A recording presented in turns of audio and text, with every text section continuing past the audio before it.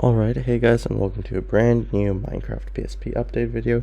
In this video, we're going to be taking a look at some of the changes made to the recent version of Craft Server. So pretty much what's been added is basically the ability for items to drop once you've basically broken a block. Currently, I haven't done a collection system yet, as there is still some physics and things that I have to do with it. But on the other hand, I do have working spawning block entities alongside of every single block in the game, as I mentioned earlier in the previous quick update. But before we go ahead and get right into the video, I'd really appreciate it if you guys could go down there, hit the subscribe button and the notification bell to be notified of whenever I upload. Anyways, without further ado, let's go ahead and get right into it.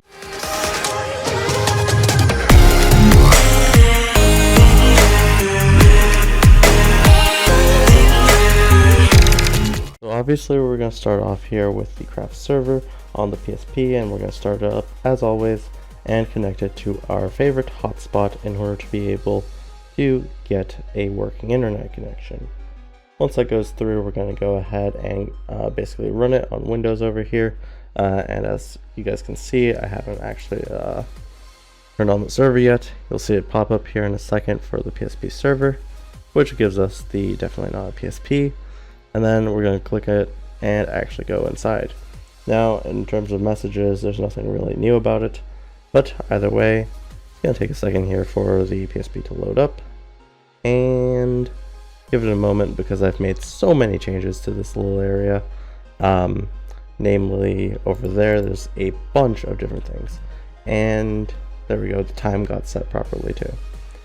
So I do need to rearrange the order so that you don't just like load into the world without it, and I do need to store all of our chunk data in a better format in order to preserve the amount of space that we're actually going to be using, and using gzip or some other compression library.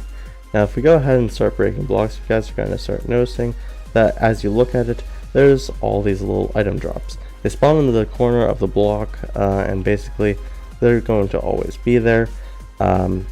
Of course, it doesn't save this yet on the server side, but you can walk over these. You can't quite collect them because collecting is also a server side thing that I'm going to need to basically settle. Now, this pretty much goes for any block, and it is identity mapped. So if you basically break any sort of block, it's going to actually result in that block being dropped. So to give a very brief example, if I go down into this hole, jump in, and I break the stone block, which is going to take a little while, you'll notice that I actually will get a stone block as the result. That's the result of identity mapping and doing no checks, but if I were to do checks to it, it would actually go ahead and drop the correct block once I've loaded up the appropriate looting tables in order for the block drops to be correct.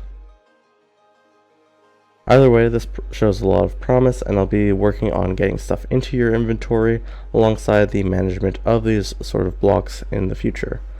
Also this week, for basically the Minecraft PSP clients, I'm going to be working on doing some of that chunk generation and chunk drawing based upon whatever the server is sending you.